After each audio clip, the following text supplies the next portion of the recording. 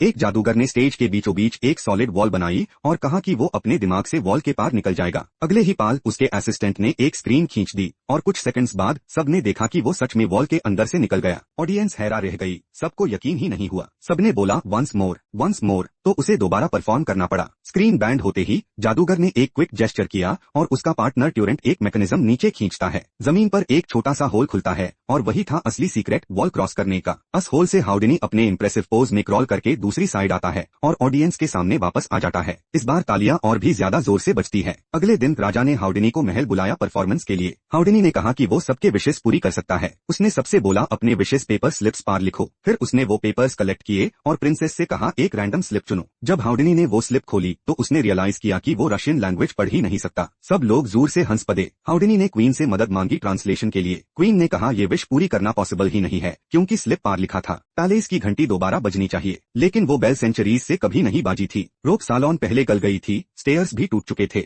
लेकिन हाउडिनी ने ISC serious नहीं लिया। उसने अपना हैंड कर्चिफ निकला और उसमें एक व्हाइट सिल्क स्कार्फ घुसा दिया। अगले हाई मोमेंट स्कार्फ एक लंबी रोप में बादल गई। सब लोग देखकर वाह वाह करने लगे। हाउडिनी ने प्रिंसेस को बुलाया और बोला रोप खींचने में हेल्प करो। प्रिंसेस ने रोप खींचते ही पैलेस की वो पुरानी घंटी सच में बज गई।